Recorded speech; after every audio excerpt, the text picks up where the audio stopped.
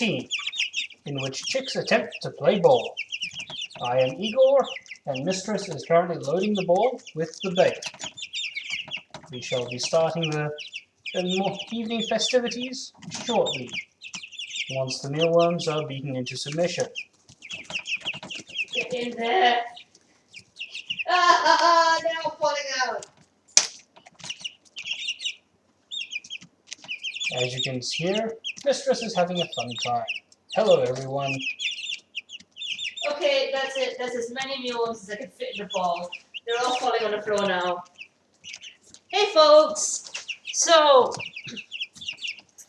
we thought we would get a little bit more enrichment for the chicks. So I have loaded the pink ball with some mealworms, and you can see that I have the chicks' undivided attention. So I'm just going to drop it and play ball. Whoop.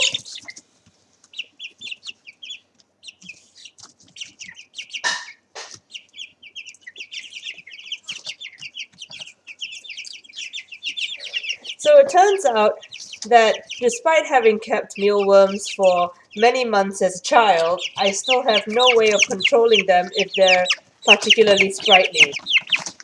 Now, if the mealworms know what's good for them, they're going to stay in the pink ball.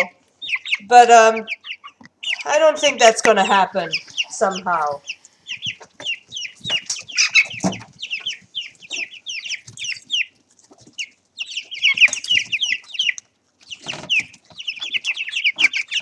Put the ball over here so that it's easier for our viewers to see from home. There we go. Running around.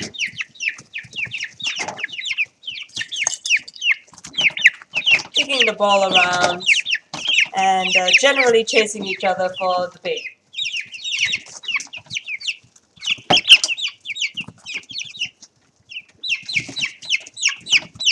It seems that while the chickens are particularly interested in mealworms, they haven't actually quite connected the concept of mealworms and the pink ball yet. Oh, wait, I spoke too soon?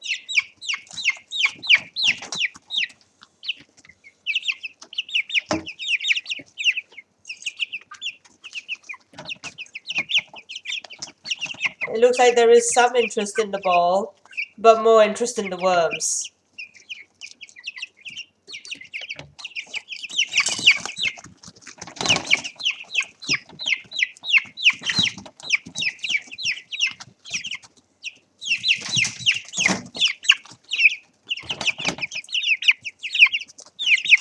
I'm just going to pick up the ball and see how the chicks progresses. We have a few mealworms left in the ball. I'm just going to drop it over here and see what they do.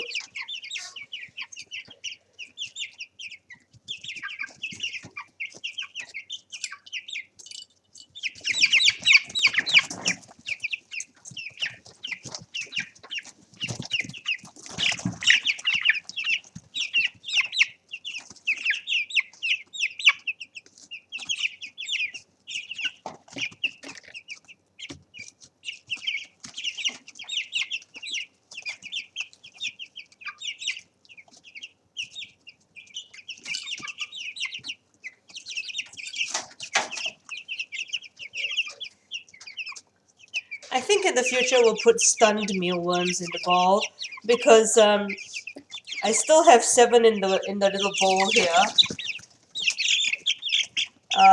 And the reason being that I could not get them to stay in the ball without rolling back out again. Now the chicks are currently extremely food motivated, and you can see that they're staring right here at the bowl and actually trying to tip it over in my hand, jumping up and down.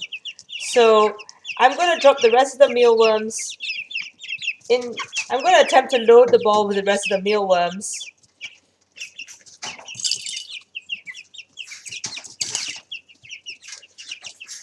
Actually, how many mealworms are there in the ball? I'm pretty sure there were 12. Whoa!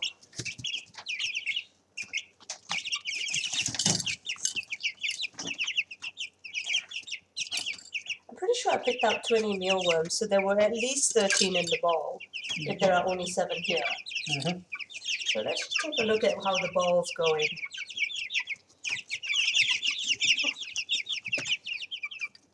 Okay, the ball has one very sad mealworm in it. I'm just going to reload the ball and we'll see how the chicks play.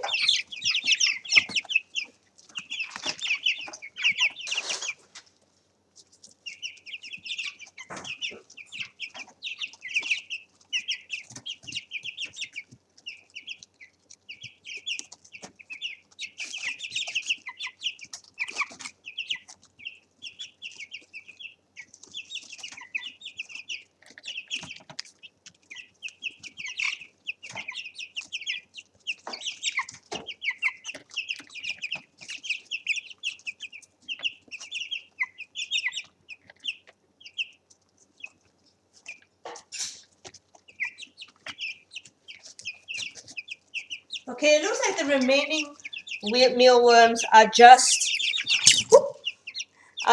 way too sprightly to fit in the bowl. So I'm just going to pour them in round the back and we'll see how we go.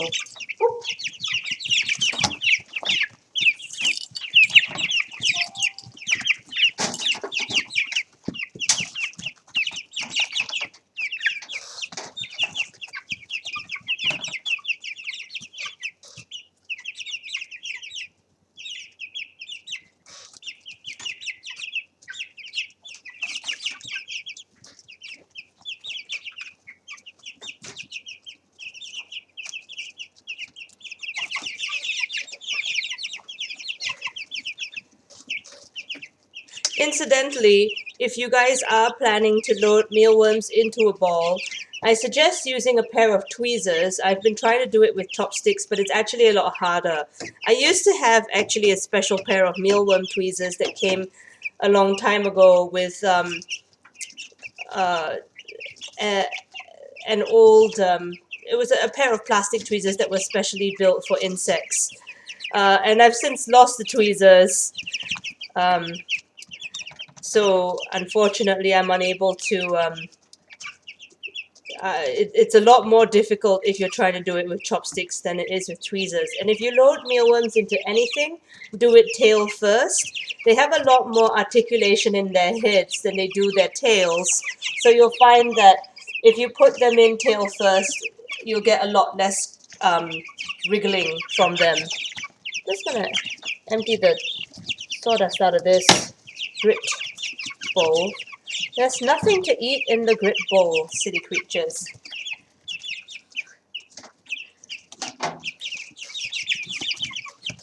So one thing to note about the chicks at this stage is that they have extremely powerful legs now.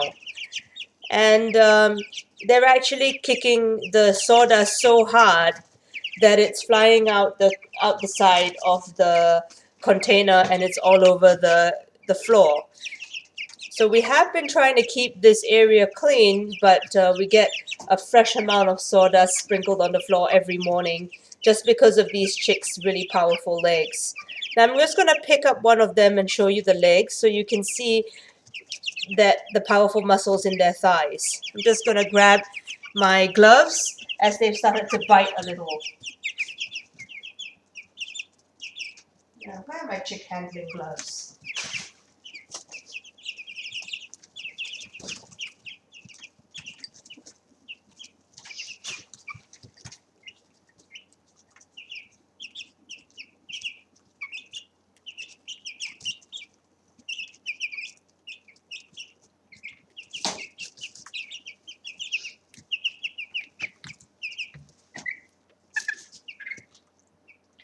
All right. So I'm just going to pick up our biggest chick, Square, here. And Square now is very heavy. Oop. Oh, no. Calm down. He's a very heavy young gentleman. He's actually quite large as well. So I'm going to move Square over here. You can see that powerful muscles right down in his feet. Now he's bending down, so I'm going to get him to stand up a little straighter. And you can see that he's got these big thighs. Oh, let me see if I can't. There we go. Check out Square's really sort of large feet, and I'm just going to rotate him this way, and you can see those big thighs right there. He's a very strong young fellow.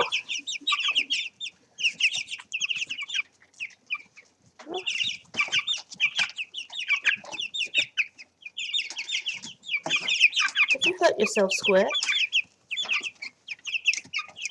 Nope, he's perfectly fine. He's just fallen a little. So, they are feathering quite well at this stage. Square's really upset with me right now. And you can see that they do have a range of sizes. Now, this isn't to say that they're not all getting food. They actually do go and get food at different times of the day. So they're not always crowding the food container together. But we do have a range of genders here as well. So the bigger chicks are most likely to be roosters, and the smaller chicks are more likely to be hens. We've got Chili Pepper here, and I'm just going to hold her up so you can see her whole leg. There you go.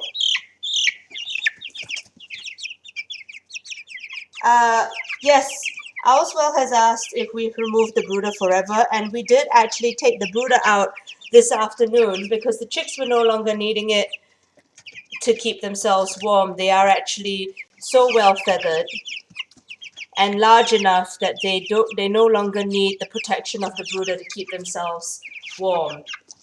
So instead, I've taken the brooder out to give them a little more space, and that will help them to have a little more breathing room until the chicken run arrives.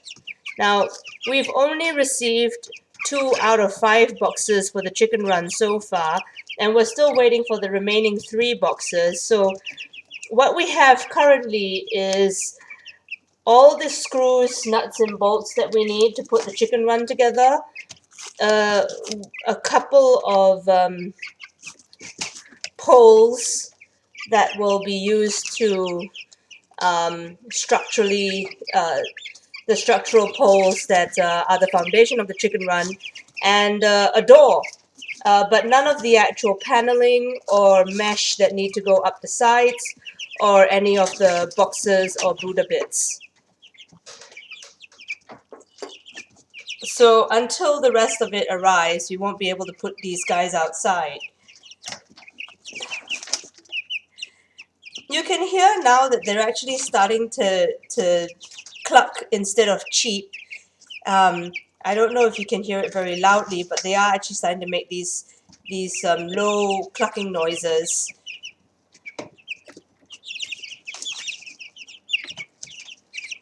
When they get very excited, they'll make these low clucking noises. So their voices are changing even as they get bigger.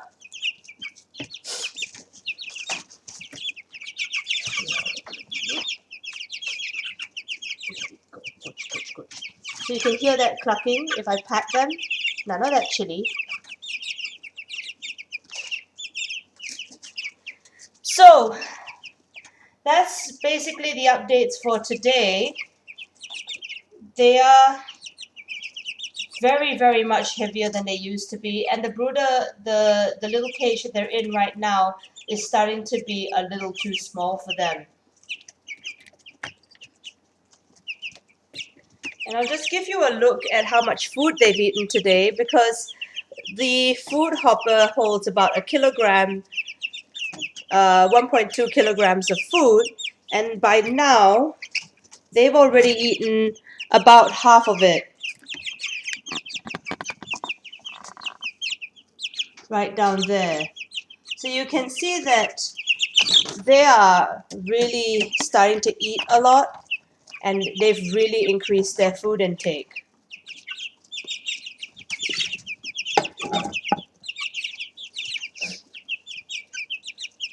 So instead of having to refill their food once every, week or so, like I did last week, I'm now having to refill it pretty much once every day.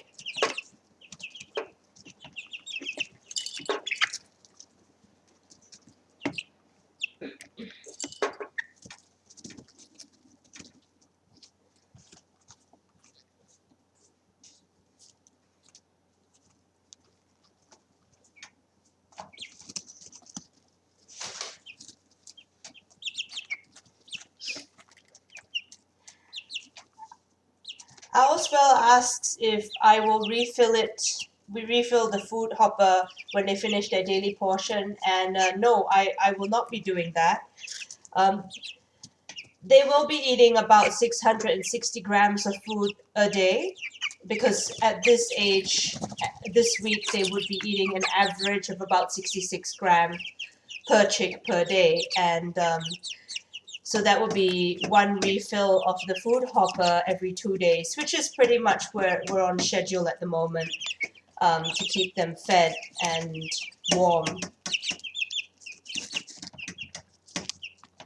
We are actually waiting on a different food hopper, which is a grandpa's feeder, and that's a treadle feeder that's weight activated for the chicks. And the reason for this is that it's a much wider sort of feeder, more of a trough than the little brooder feeder that they have right now. So it will be more suitable for the lot of them, because they'll be able to eat multiple chicks. It'll be able to service multiple chicks at once, because I have noticed this morning that when I put the food in, they do get very excited when the food comes in, and there's a massive scrum around the food hopper,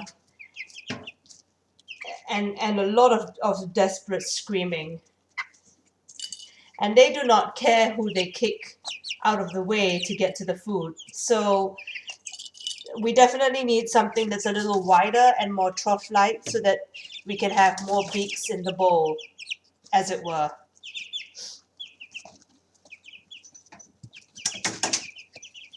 So that's something that they'll graduate to when they get a little older.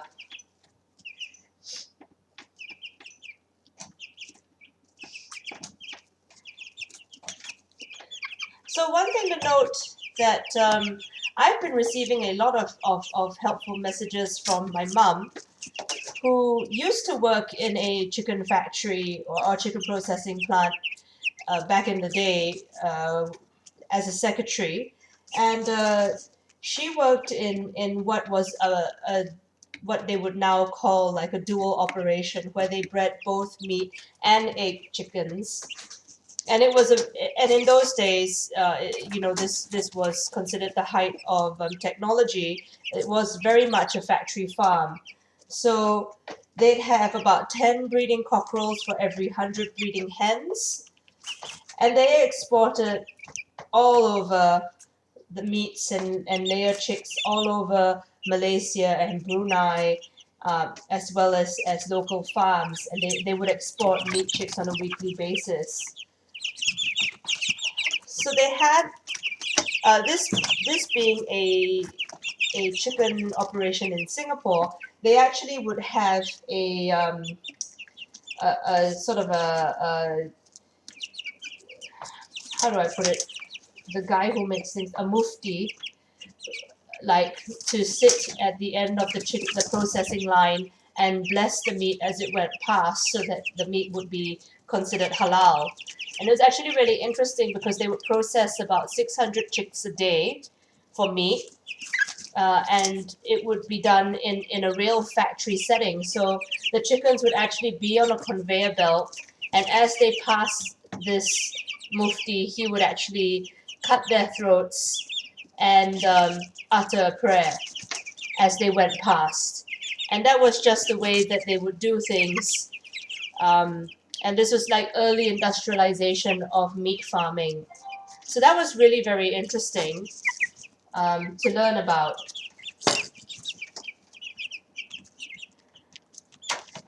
The other thing was that they would, 600 chickens per hour. Sorry, 600 chickens per hour, which is way faster than 600 chickens per day. Sorry about that, folks. And they would have, stations all throughout to process the chickens into parts, put the bones on one end and the meat on another end. Everything would be vacuum packed for freshness, and then all the bones would actually go to restaurants to make soup and stuff like that. So airlines, hotels, and restaurants would be their major customers. Now in Australia, they have similar facilities nowadays. Hang on a moment. The battery on the computer is running low, so give me a second. Igor, bring forth the battery loader. And I've been instructed to be nicer to Igor since he is my assistant. So thank you, Igor, for bringing the battery loader. Here we go. Just there we go. I think it's plugged in. Yes, it is. I believe this is Mistress's. Okay, Igor seems to have caught, and currently in Australia it is cricket season because we've had a bit of a cold snap. So all the crickets from outside in the garden are actually trying to move into our house. So Igor has caught, and let me just move the camera, Igor. Show them what you have caught, Igor. A delicious cricket. And as you can see, the chicks are lining up for delicious cricket dinner. So we're just going to drop this unfortunate cricket, and there we go. I have no idea where he jumped to. It looks like Summary Bar has him.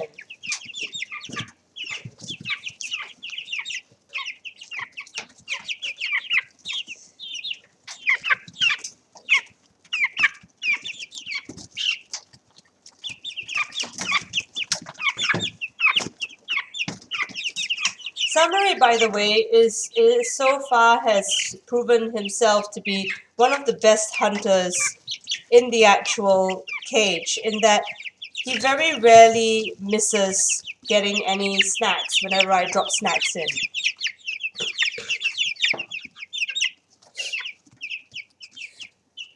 Unfortunately, there's not very much space in the cage, so whenever he finds something delicious, he never has any place to eat it in peace. This looks like a young one. Igor's caught another cricket. We're getting a lot of them coming in at night at the moment. Ow! That was chili, wasn't it? No, green wing. Ah. Boop, down he goes.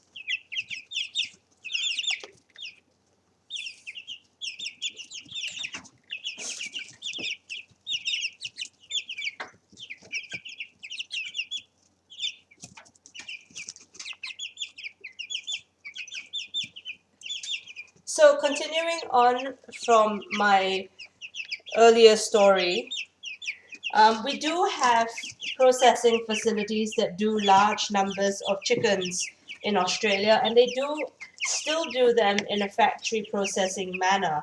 However, what they tend to do is that they tend to gas the chickens before slaughter, so that the chickens are completely knocked out.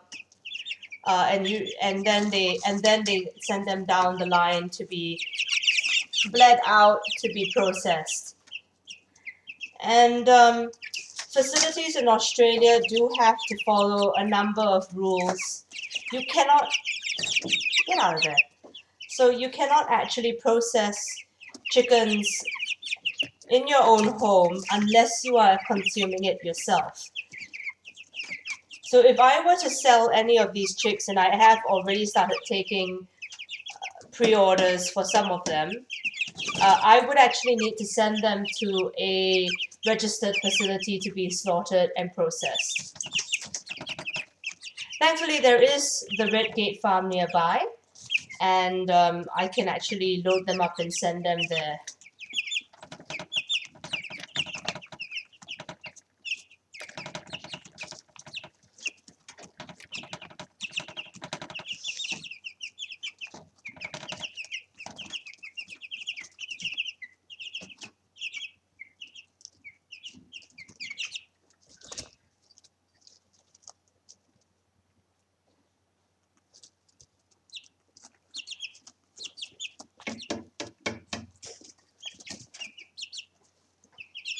You know the rules. Out of there.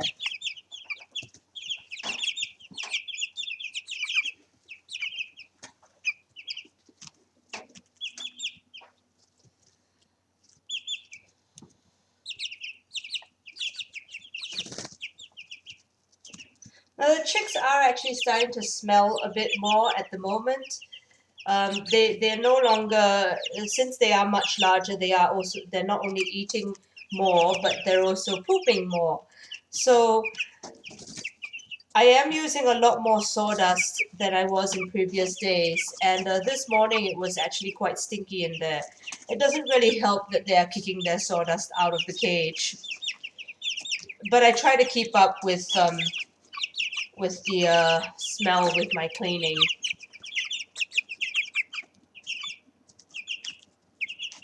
Let me see if I can move you closer to the food bin to give you a look at how they're eating now, because back in the day they used to just peck at their food and eat one piece at a time, but now they're actually gobbling the feed down. So let me just move you over to where you can have a good look at the feeder, and I'll see if any of them come forward to feed. So you can see that instead of pecking one by one, they're actually really sort of swallowing quite a lot of food at a go.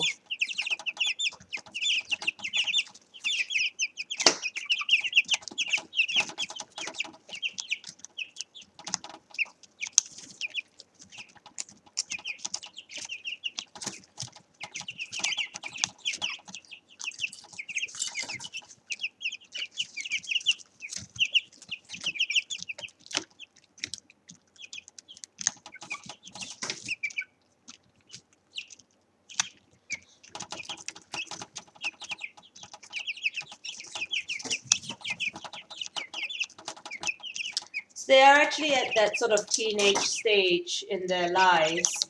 And a friend of mine commented that they've got both teenage aggression and teenage appetites, in that they're attacking everything and they're also trying to eat everything.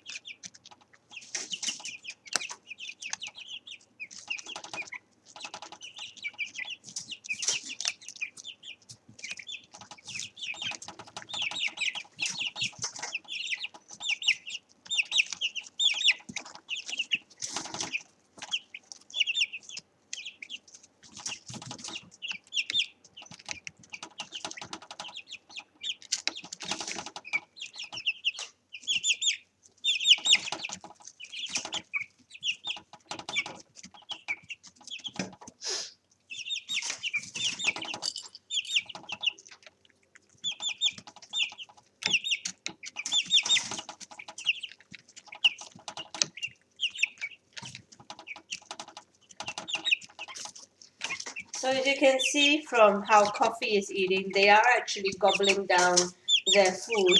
And Coffee has not left that. Oh, it's not Coffee. It's Aurora. But Aurora has not left that feeder for quite some time. They are very hungry animals at this point.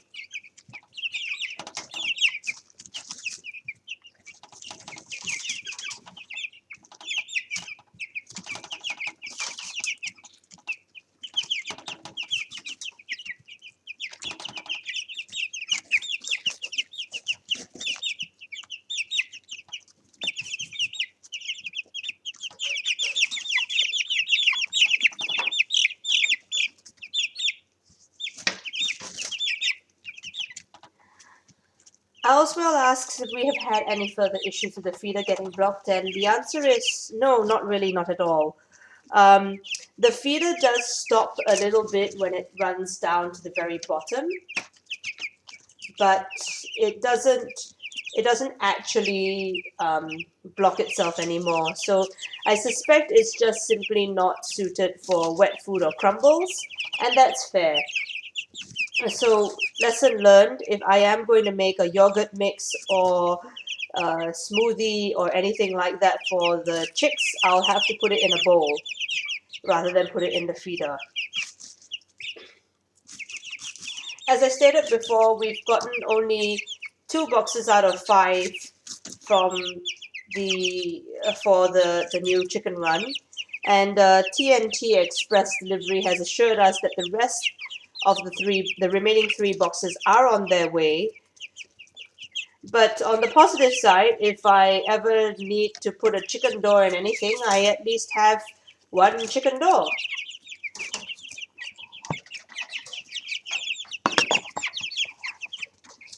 I mean, admittedly, I don't have a wall to put the chicken door in, but I have a chicken door and a whole pile of bolt screws, nuts, and a couple of supporting poles.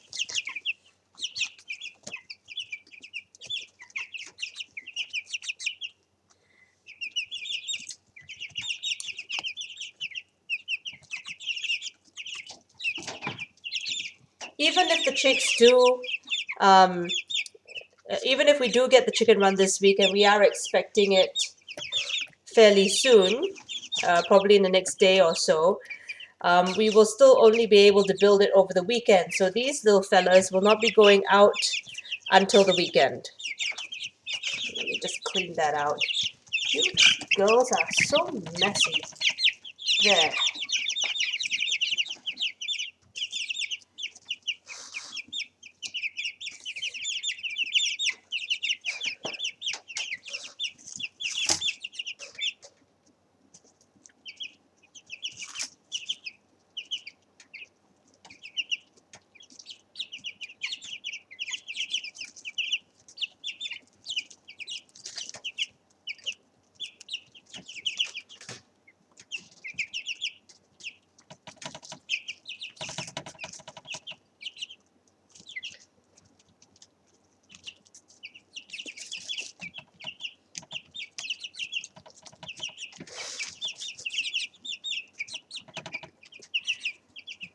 We are expecting them to feather out completely within this week, actually. They have out.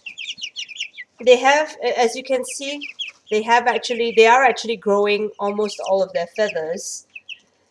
Their wings are almost completely fully developed, and their tails are growing longer by the day. They've also got quite a number of the long feather shafts along the thighs and around the chest area as well. So at the rate that they're feeding and growing, they probably will be ready to go out this weekend.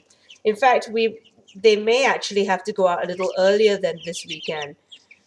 We will have a heating pad inside their chicken run to keep them warm at night, but I doubt they'll actually need it since they seem to be doing quite well despite the cold weather that we've been having.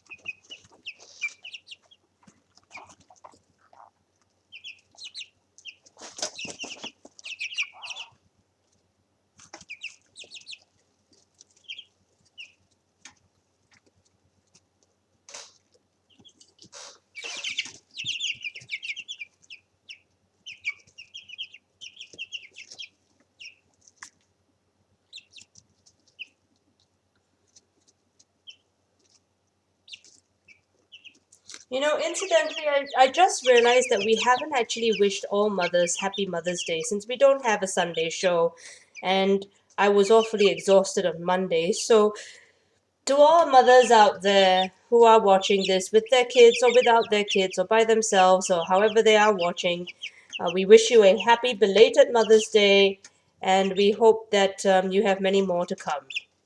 And yeah.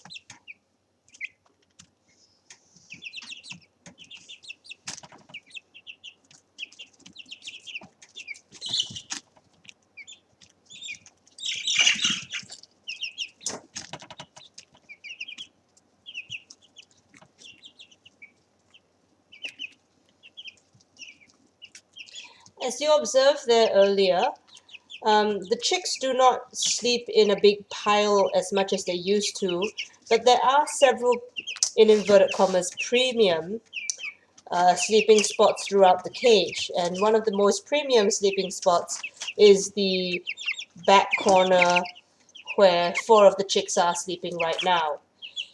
So they will actually kick each other out of the way in order to get that premium sleeping spot.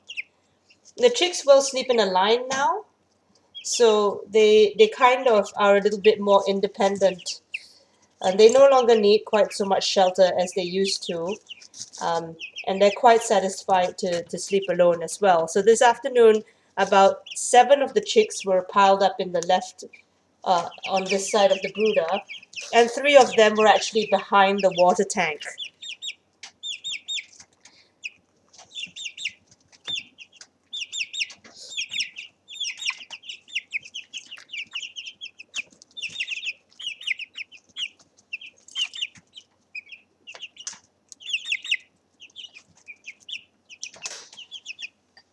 Now the chicks don't sleep. Meat chicks don't have roosting instincts in that they will not sleep on a perch. They will sleep on the ground, and they will sleep in all sorts of different positions on the ground. Some of them will sleep on their sides, on their back, on their stomachs, and a couple of them do sleep almost all the way on their backs.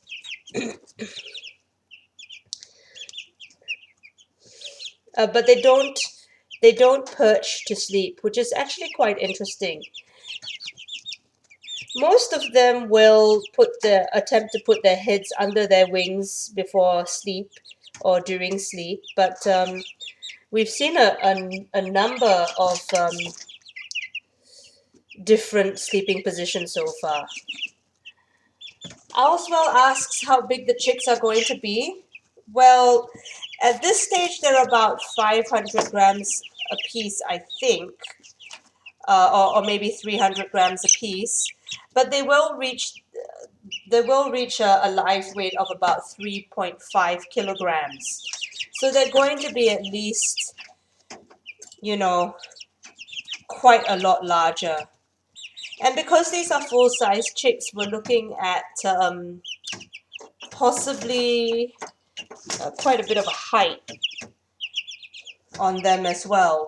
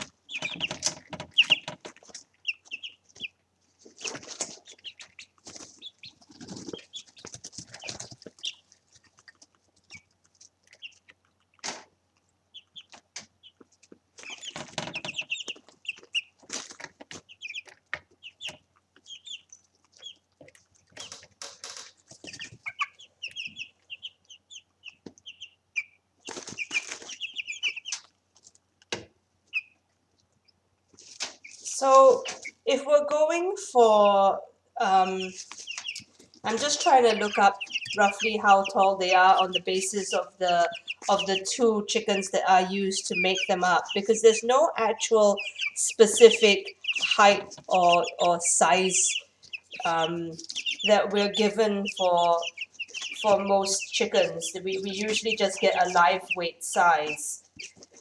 But in terms of largeness,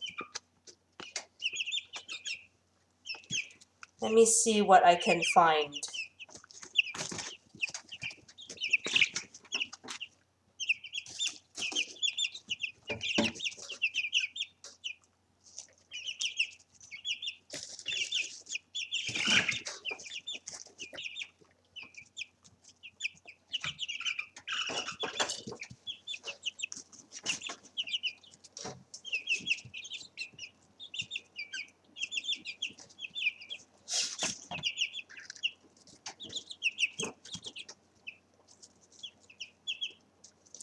So we're looking at something to be about 16 to 20 inches tall, probably. And this is just a rough guess. So they would be roughly about 50 centimeters tall, about half a meter tall when they get to their tallest height. I can't guarantee this because I've never had chickens before, so it's really hard to tell, especially since this particular breed is kind of short and stocky. So we're probably looking at about 50 to 60 centimeters in height. Now,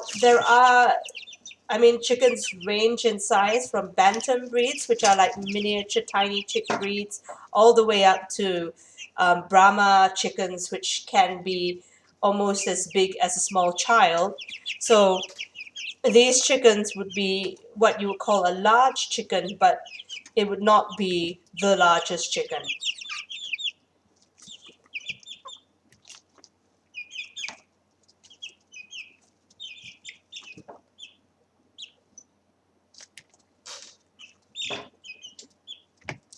Now, if you're looking at the largest chicken breed in the world, there are two very large chicken breeds.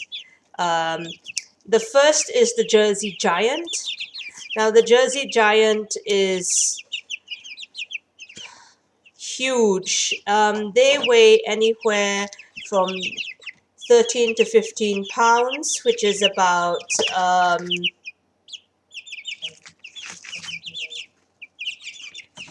seven kilograms, and they can be as tall as 25 inches, which is about,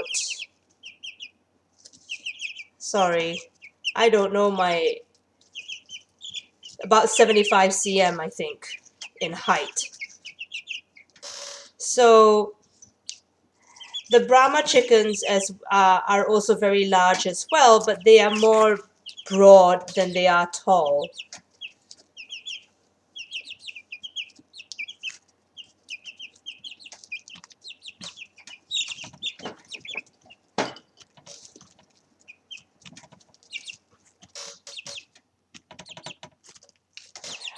I will not be getting Brahma or Jersey Giant chickens just because I don't think I have enough yard space for them.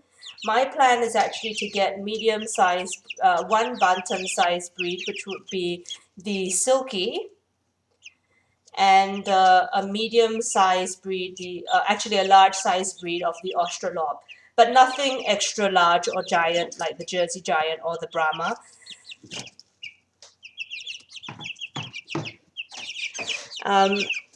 Now, the reason why I'm getting Silkies is that Silkies have that black meat, and Australorps are a lovely dual-purpose breed. They lay a lot of eggs. In fact, the Australorp is the world record for egg laying in that they lay pretty much one egg a day fairly reliably. They are only surpassed by the Highline Brown, which lays several eggs a day. But the Highline Brown, being a sort of a hybrid chicken, doesn't really is not really considered a heritage breed. Layer chickens will be both easier and more complicated to care for than meat chickens. They will be quite a bit cleverer than the chicks that we see here, so they will have a bit more personality and intelligence. And out of there.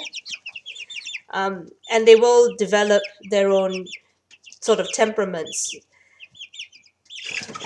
The difference between layer and meat chickens really is in the feed, because layer chickens actually need a lot of calcium alongside the protein that they eat in order to give them that thick eggshell that they need to have with their eggs, for them to develop eggshells.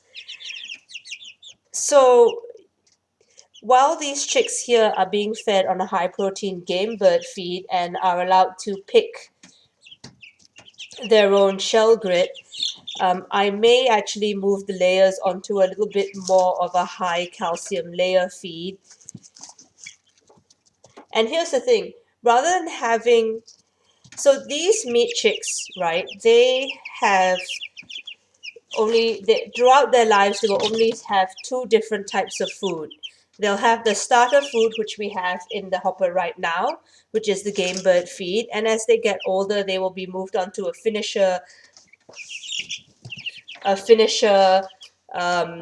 feed, which will sort of take them all the way to the remainder of their adulthood. Layer chicks actually need three different types of feed. So they have to start with a chick starter, which is a high protein feed similar to what we've got for these meat chickens. But when they reach the sort of teenage years, which is after about six weeks, you actually have to move them on to a slightly higher calcium and higher vitamin sort of pullet feed to get them ready to lay eggs. And then once they reach that egg laying age, they need a lot more calcium and a lot more vitamins. Now, in order to get that beautiful golden yolk that you see on most chicks, to be honest, chicken yolks can range in colors from gray to yellow. But if you want a really bright, beautiful yellow yolk, you need to actually add some carotene and some corn into the chicken's feed so that they actually pass that down into the egg. And that's actually good for their health. Not to mention, you get a better looking egg because there's a cosmetic value to having, that golden yolk. But some feeds actually have moved to putting actual dyes into their food so that the yolk is dyed golden rather than actually becoming golden from natural vitamins. So there is something you need to watch out for when you're buying your feed for your chicks. Well, anyway, we're coming to the end of our time together. So from all of us here at the Ragnar Rookery, we hope that you continue to be safe and healthy wherever you are. Don't forget to wash your hands and wear your face masks. And we'll see you tomorrow for another Chicken Tonight. We'll just put these girls and boys to bed now. Good night.